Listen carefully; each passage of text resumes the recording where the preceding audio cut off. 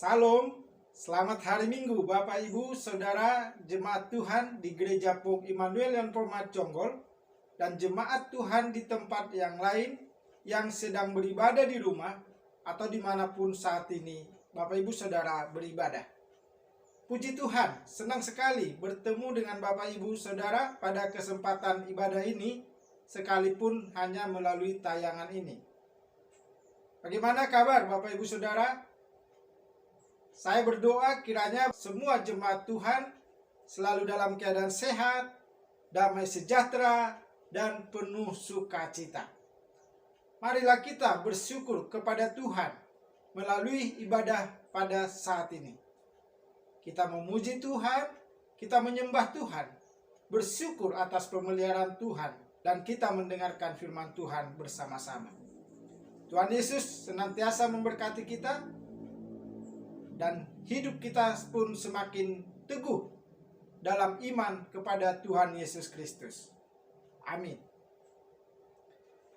Jemaat yang dikasihi Tuhan Yesus, pada kesempatan ini kita akan merenungkan firman Tuhan melalui pembacaan dari Markus 10 ayat 35 sampai 45. Dan kita akan merenungkan dalam tema melayani Tuhan, menyenangkan atau menyesakkan.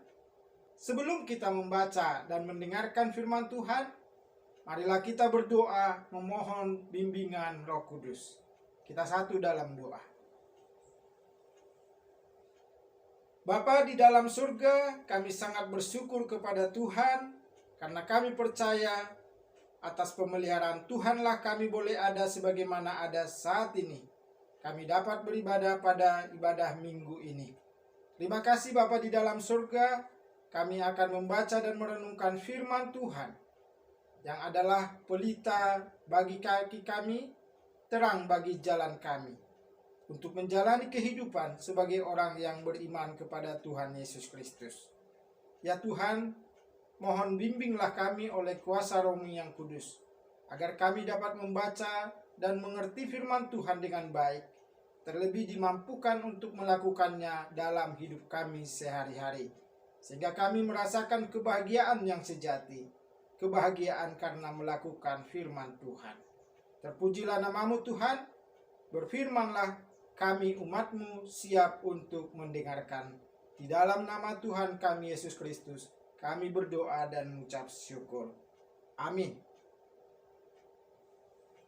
Markus 10 ayat 35 sampai 45, beginilah firman Tuhan dalam perikop permintaan Yakobus dan Yohanes, bukan memerintah, melainkan melayani. Lalu Yakobus dan Yohanes, anak-anak Zebedeus, mendekati Yesus dan berkata kepadanya, "Guru, kami harap supaya Engkau kiranya mengabulkan suatu permintaan kami." Jawabnya kepada mereka, "Apa yang kamu kehendaki aku perbuat bagimu?" Lalu kata mereka, "Perkenankanlah kami duduk dalam kemuliaan-Mu kelak, yang seorang lagi di sebelah kanan-Mu dan yang seorang di sebelah kiri-Mu." Tetapi kata Yesus kepada mereka, "Kamu tidak tahu apa yang kamu minta. Dapatkah kamu meminum cawan yang harus kuminum dan dibaptis dengan baptisan yang harus kuterima?" Jawab mereka, "Kami dapat." Yesus berkata kepada mereka, "Memang kamu akan meminum cawan yang harus kuminum dan akan dibaptis dengan baptisan yang harus kuterima. Tetapi hal duduk di sebelah kananku atau di sebelah kiriku, aku tidak berhak memberikannya. Itu akan diberikan kepada orang-orang bagi siapa itu telah disediakan." Mendengar itu, ke-10 murid yang lain menjadi marah kepada Yakobus dan Yohanes. Tetapi Yesus memanggil mereka lalu berkata, "Kamu tahu bahwa mereka yang disebut pemerintah bangsa-bangsa memerintah rakyatnya dengan tangan besi, dan pembesar-pembesarnya menjalankan kuasanya dengan keras atas mereka. Tidaklah demikian di antara kamu. Barang siapa ingin menjadi besar di antara kamu, hendaklah ia menjadi pelayanmu. Dan barang siapa ingin menjadi yang terkemuka di antara kamu, hendaklah ia menjadi hamba untuk semuanya. Karena Anak Manusia juga datang, bukan untuk dilayani, melainkan untuk melayani, dan untuk memberikan nyawanya menjadi tebusan bagi banyak orang. Demikianlah firman Tuhan. Berbahagialah kita semua yang telah membaca, mendengarkan firman Tuhan, dan yang memeliharanya dalam kehidupan kita sehari-hari. Terpujilah Tuhan kita Yesus Kristus. Haleluya. Bapak Ibu Saudara yang Tuhan Yesus kasihi, tema kita hari ini adalah melayani Tuhan, menyenangkan atau menyesakkan. Ini merupakan sebuah pertanyaan untuk mengarahkan kita. Siapa kita di hadapan Tuhan dan bagaimana kita menyikapi panggilan yang dipercayakan bagi kita. Bapak Ibu Saudara, pelayan merupakan suatu pekerjaan atau profesi yang bertugas untuk melayani dan memberi kepuasan kepada orang lain.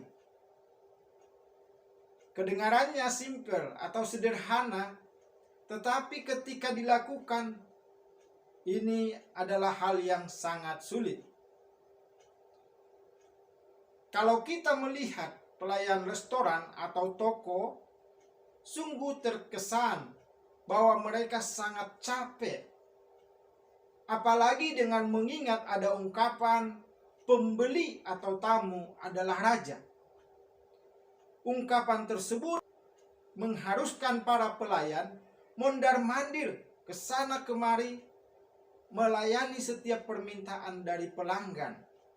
Bisa berdiri berjam-jam.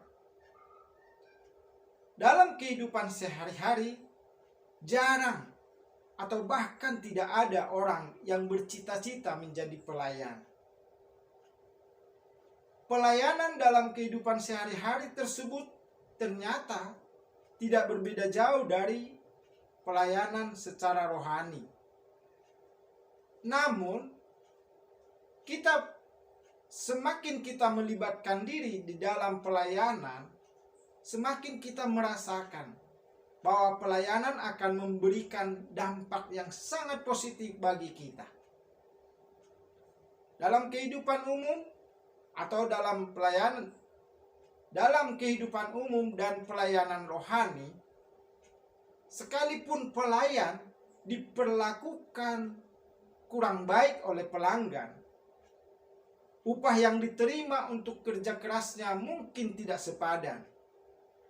Tetapi seorang pelayan akan terlatih untuk menjadi mudah tersenyum, ramah, terlatih untuk mengontrol emosinya, lebih cermat, dan lebih peduli kepada orang lain. Bahkan dia juga terlihat lincah karena banyak bergerak. Bapak Ibu Saudara yang dikasihi Tuhan, dalam kehidupan rohani kita sebagai orang Kristen, sesungguhnya kita harus memahami bahwa kita semua adalah pelayan Tuhan. Pelayan Tuhan di dunia ini bukan hanya para pemuka agama seperti pendeta, penatua, atau pengurus gereja lainnya. Jemaat pun adalah pelayan melalui pekerjaan atau profesi kita dalam kehidupan sehari-hari. Pertanyaannya, apakah kita telah melayani Tuhan dengan baik dan menyenangkan hati? Untuk menjawab pertanyaan ini, mari sebentar kita lebih dahulu merenungkan arti menjadi pelayan. Bapak Pendeta Dr. Andar Ismail dalam bukunya Selamat Melayani menuliskan bahwa dalam Perjanjian Baru kata melayani menggunakan 4 macam kata dari bahasa Yunani, yaitu diakoneo, douleo, leutergeo, dan lautreo. Diakoneo artinya menyediakan makanan di meja untuk majikan. Orang yang melakukannya disebut diakonos dan pekerjaannya disebut diakonia. Salah satu kata diakonio itu ada dalam bacaan kita Markus 10 ayat 43. Yang kedua, douleo adalah menghamba yang dilakukan oleh seorang doulos, yang artinya budak. Dalam bacaan kita terdapat dalam Markus 10 ayat 44. Rasul Paulus menyatakan bahwa Tuhan Yesus walaupun dalam rupa Allah, namun telah mengosongkan dirinya, mengambil rupa seorang hamba atau doulos. Yang ketiga, leutergeo artinya bekerja untuk kepentingan rakyat atau kepentingan umum, sebagai lawan kata dari bekerja untuk kepentingan diri sendiri. Orang yang berbuat pelayanan ini disebut leutergos, dan pekerjaan luhur yang dilakukannya disebut leutergia. Dari sinilah kita sekarang menggunakan kata liturgi dalam ibadah. Yang keempat, kata lautreuo artinya bekerja untuk mendapatkan latron atau gaji atau upah. Latrea juga biasa berarti pemujaan untuk para dewa. Di dalam Perjanjian Baru kata ini digunakan dalam arti menyembah atau beribadah pada Tuhan. Berbagai arti kata ini digunakan oleh gereja abad pertama dengan arti melayani, mengabdi, atau menghamba kepada Tuhan dan kepada orang lain, atau juga pola hidup yang bukan lagi hidup untuk diri sendiri, melainkan hidup untuk Tuhan dan sesama. Bapak Ibu Saudara yang terkasih, dengan melihat arti kata pelayan dalam Perjanjian Baru, kita dapat memahami bahwa kita semua adalah pelayan Tuhan yang dipanggil untuk melayani Tuhan dan sesama di dalam pekerjaan yang kita jalankan sehari-hari. Kita sebagai pengikut Kristus adalah orang yang sangat beruntung dan patut bersyukur atas kesempatan melayani yang diberikan Tuhan bagi kita. Hidup kita adalah kesempatan untuk melayani. Walaupun pelayanan dalam konsep dunia adalah suatu pekerjaan yang rendah dan menurunkan martabat, tetapi dalam konsep kerajaan Allah, pelayanan adalah sesuatu yang sangat mulia dan pastinya menyenangkan. Amin. Untuk menyikapi pelayanan dengan benar, marilah kita menyimak apa yang disampaikan oleh Tuhan Yesus. Karena Anak Manusia juga datang bukan untuk dilayani, melainkan untuk melayani dan memberikan nyawanya menjadi tebusan bagi banyak orang. Dalam pembacaan kita tertulis dalam Markus 10 ayat 45. Apa artinya bagi kita, Bapak Ibu Saudara? Hal tersebut menyatakan bahwa Tuhan menginginkan murid-muridnya saat itu dan kita semua pada saat ini untuk melayani dengan rendah hati dan bersedia melayani siapapun. Bapak Ibu Saudara, ketika kita melayani, Tuhan menginginkan pelayanan yang tulus dan ikhlas. tidak mudah untuk melakukan pelayanan dengan tulus dan ikhlas. Karena banyak sekali godaan yang kita hadapi. Salah satunya adalah godaan untuk menjadi yang terbesar. Seperti yang disampaikan oleh Yakobus dan Yohanes. Yang merupakan keinginan yang sangat manusiawi. Dan hal itu menjadi pertentangan di antara murid Yesus pada saat itu. Tetapi Tuhan memperingatkan kita bahwa untuk menjadi yang terbesar, seseorang hendaklah ia menjadi pelayan atau hamba atau doulos. Cobaan atau godaan lain adalah bahwa pelayanan dapat membuat seseorang capek dan akhirnya menyerah. Bisa membuat emosi, membuat kita kehilangan arah, dan membuat kita antipati terhadap orang lain. Namun, karena pertolongan Tuhan, kita bisa menaklukkan semua kesulitan itu. Tuhan Yesus siap sedia menjadi penolong dan pelindung bagi kita. Bahkan malaikat Tuhan akan senantiasa menyertai kita, agar kita mampu dan kuat memberikan pelayanan terbaik bagi Tuhan. Demikian kita bisa renungkan kalau kita membaca Mazmur 91. Bapak Ibu Saudara yang dikasihi Tuhan Yesus, pelayan seperti apakah yang Tuhan kehendaki dari kita? Tuhan Yesus adalah teladan utama dalam kita melayani. Dan dijelaskan dalam Alkitab bahwa kita adalah imamat bagi sesama kita. Mari kita membaca Ibrani 5 ayat 1-4. Sebab setiap imam besar yang dipilih dari antara manusia ditetapkan bagi manusia dalam hubungan mereka dengan Allah, supaya ia mempersembahkan persembahan dan korban karena dosa.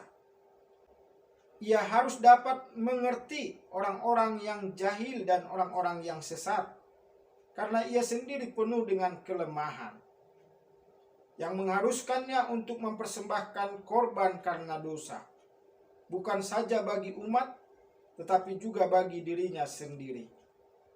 Dan tidak seorang pun yang mengambil kehormatan itu bagi dirinya sendiri, tetapi dipanggil untuk itu oleh Allah, seperti yang telah terjadi dengan Harun. Bapak Ibu yang terkasih, nas ini menjelaskan kepada kita bahwa seorang pelayan itu adalah orang yang mampu mengerti keadaan orang lain. Kemudian, seorang pelayan itu harus mempersembahkan korban. Itu sebabnya dalam pelayanan kita harus bersedia korban waktu, pikiran, perasaan, atau bisa juga berkorban dalam hal materi. Kemudian seorang pelayan juga tidak boleh gila akan kehormatan dan pujian. Dengan demikian, seorang pelayan Tuhan harus melayani orang lain dengan sebaik-baiknya tanpa memandang siapa mereka. Pelayanan yang kita berikan haruslah adil, tidak pilih kasih atau pandang bulu. Kita sebagai pelayan Tuhan tidak boleh melakukan diskriminasi, penindasan, kekerasan, dan hal yang buruk lainnya. Sebaliknya, sebagai pelayan Tuhan, kita menciptakan atau menumbuhkan kesetaraan, keadilan, kasih sayang, dan hal-hal yang baik dan benar di dalam kehidupan kita. Seorang pelayan Tuhan harus bersedia berkorban waktu, tenaga, materi, pikiran, bahkan nyawanya. Marilah kita sebagai pelayan Tuhan memberikan pelayanan terbaik, bukan untuk mencari penghargaan, penghormatan, atau pujian dari orang lain, melainkan karena Tuhan Yesus telah terlebih dahulu melayani kita. Ia telah menyerahkan nyawanya untuk menebus kita dari dosa-dosa kita. Tubuh dan darahnya menjadi korban yang ia serahkan kepada Allah untuk menebus kita. Seperti dikatakan dalam Markus 10 ayat 45. Bapak Ibu Saudara, kembali kepada tema tadi. Melayani Tuhan menyenangkan atau menyesakkan? Marilah kita berefleksi sejenak. Selaku pelayan Tuhan, saya memastikan kepada kita semua bahwa melayani Tuhan itu adalah menyenangkan.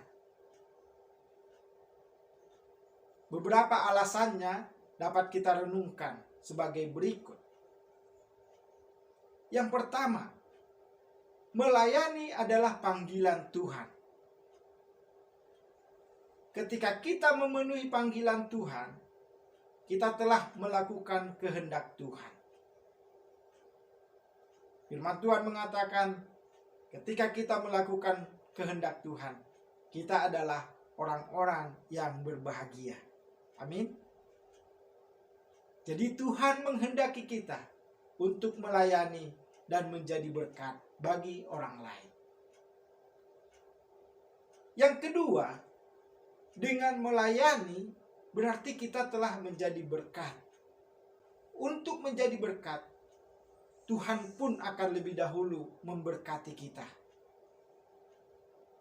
Berkat dalam hal ini bisa dalam bentuk kesehatan yang baik bagi kita, sukacita, kebutuhan kita dicukupkan oleh Tuhan, dan kemampuan untuk melayani pun diberikan oleh Tuhan. Alasan yang ketiga, teladan kita dalam melayani adalah Tuhan Yesus. Tuhan Yesus sanggup menjalani pelayanan dengan baik, sekalipun banyak tantangannya. Kita percaya juga bahwa Tuhan pun akan menyanggupkan kita dalam melayani, karena pelayanan kita di dunia ini adalah milik Tuhan. Yang keempat, dalam pelayanan, kita melayani bukan untuk mengejar jabatan. Jika kita melayani dengan tulus dan dalam kerendahan hati, maka pelayanan itu akan menyenangkan. Tetapi jika kita melayani karena ambisi untuk mengejar jabatan, maka pelayanan itu adalah menyesakkan. Jadi, marilah kita melayani dengan baik. Kalau kita karena pelayanan yang baik yang kita lakukan menjadi memperoleh jabatan, kita percaya itu adalah berkat Tuhan. Jadi mari kita serahkan hidup kita untuk dipakai Tuhan seturut dengan kehendaknya. Alasan yang kelima, melayani Tuhan lebih dari segalanya. Tuhan Yesus datang bukan untuk dilayani, melainkan untuk melayani. Ada sebuah lagu yang sangat indah untuk kita renungkan dengan judul Ku Melayani Yesus.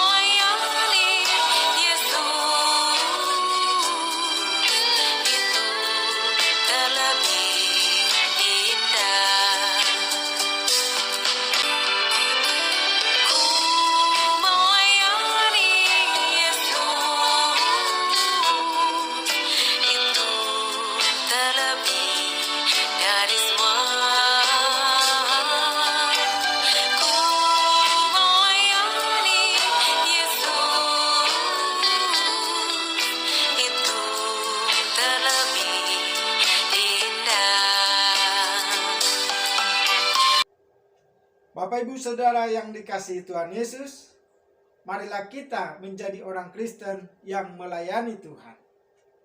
Pelayanan tidak hanya terbatas pada kegiatan peribadahan di gereja. Ladang pelayanan yang diberikan Tuhan sangat luas, yaitu semua orang yang kita temui dimanapun dan kapanpun. Marilah kita selalu menjadi berkat bagi sesama dimanapun kita berada. Melayani Tuhan itu menyenangkan, Bapak Ibu Saudara. Jadi walaupun Plato mengatakan, siapa mau menjadi pelayan? Tetapi sebagai anak Tuhan, marilah kita berkata, saya mau melayani Tuhan. Selanjutnya, jalanilah pelayanan dengan penuh sukacita. Demikianlah firman Tuhan bagi kita. Tuhan menolong kita untuk melakukannya dengan baik. Tetap sehat dan semangat. Tuhan Yesus memberkati dan melindungi kita semua. Amin. Mari kita berdoa.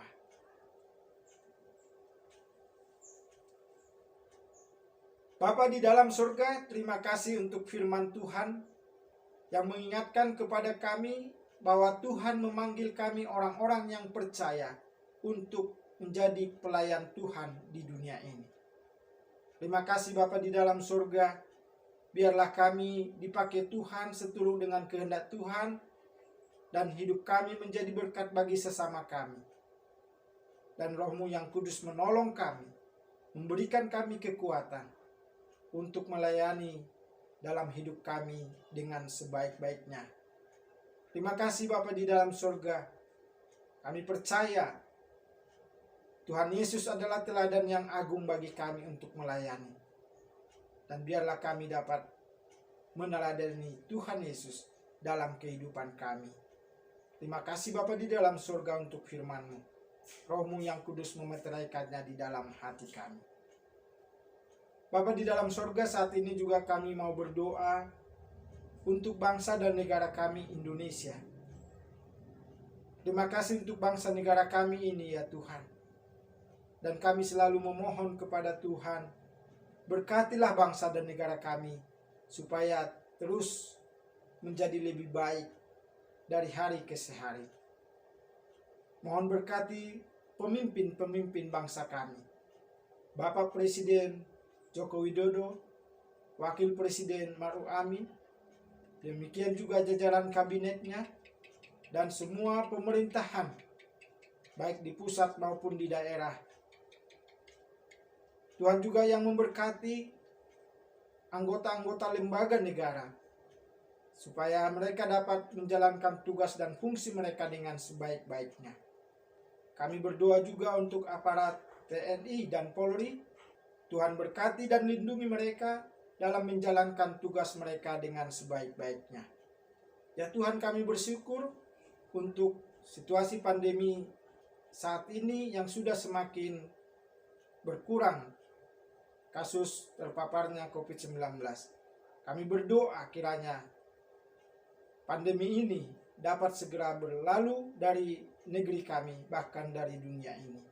Berkati tenaga-tenaga kesehatan, berkati Satgas COVID, supaya mereka dapat menjalankan tugas mereka dengan baik. Bapa di dalam surga, kami berdoa juga untuk gereja-gereja Tuhan di Indonesia, bahkan di seluruh dunia.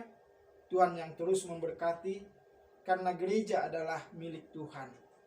Dan biarlah gereja-gereja melalui hamba-hamba Tuhan, jemaat Tuhan, terus menjalankan tugasnya dalam menyampaikan kebenaran firman Tuhan kepada dunia ini, kepada sesama kami.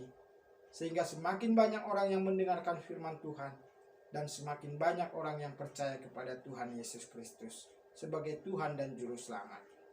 Bapa di dalam surga, kami berdoa juga untuk gereja-Mu, Gereja Pauk Immanuel Yonpomat Jonggol. Tuhan yang memberkati pertumbuhan gereja-Mu ini, baik dalam jumlah jiwa maupun dalam kualitas iman jemaat. Berkati hamba-hamba Tuhan yang melayani, pendeta dan para majelis, berikan kekuatan, kesehatan, dan kemampuan untuk melayani dengan baik. Kami memohon berkat Tuhan supaya semua hamba-hambamu ini selalu dalam keadaan sehat. Secara khusus kami doakan Ibu Adriana supaya dapat beroleh kesembuhan yang sempurna untuk dapat melayani Tuhan kembali melalui gerejamu ini. Kami berdoa untuk Ibu Sutia, Tuhan berkati yang sedang di Sulawesi saat ini, Tuhan menolong dalam kehidupan dan juga dalam pelayanannya. Terima kasih Bapa di dalam sorga. Kami mohon Tuhan memberkati setiap jemaat-Mu, supaya semua dalam keadaan sehat, penuh sukacita dan damai sejahtera. Segala kebutuhan hidup selalu Tuhan cukupkan. Tuhan berkati dalam pekerjaan, dalam usaha, dan juga dalam pelayanan. Berkati dalam rumah tangga, supaya kasih Kristus terus menguasai dalam kehidupan jemaat-Mu. Terima kasih Bapa di dalam sorga. Bagi jemaat-Mu yang merindukan pekerjaan, Tuhan yang memberkati. Bagi jemaat Tuhan yang ada pergumulan saat ini, Tuhan mengetahui dan memberikan jalan keluar terbaik atas setiap pergumulan yang ada. Bapa di dalam surga, kami berdoa untuk anak-anak kami yang sedang mengikuti pendidikan mereka, baik di tingkat TK, SD, SMP, SLTA, maupun yang sudah kuliah. Tuhan menolong dan memberkati mereka. Tumbuhkan hati yang takut akan Tuhan bagi anak-anak kami ini, Tuhan. Bapa di dalam surga, kami berdoa juga untuk renovasi gereja yang saat ini masih berjalan.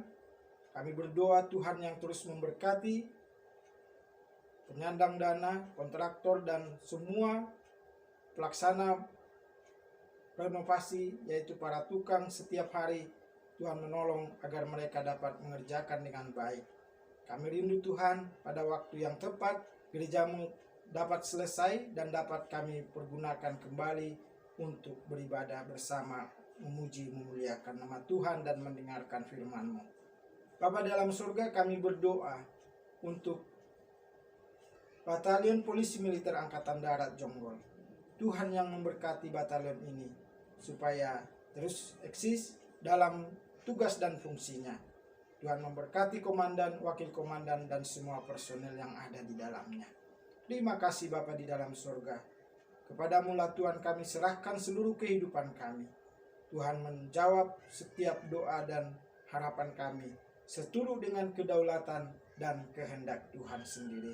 Kami panjatkan doa kami di dalam nama Tuhan kami Yesus Kristus yang telah mengajar kami berdoa. Bapa di dalam surga, dikuduskanlah namamu, datanglah kerajaanmu, jadilah kehendakmu di bumi seperti di surga. Berikanlah kami pada hari ini makanan kami yang secukupnya, dan ampunilah kami akan kesalahan kami, seperti kami juga mengampuni orang yang bersalah kepada kami. Dan janganlah membawa kami ke dalam pencobaan, tetapi lepaskanlah kami daripada yang jahat, karena Engkaulah yang mempunyai kerajaan, dan kuasa dan kemuliaan sampai selama-lamanya. Amin.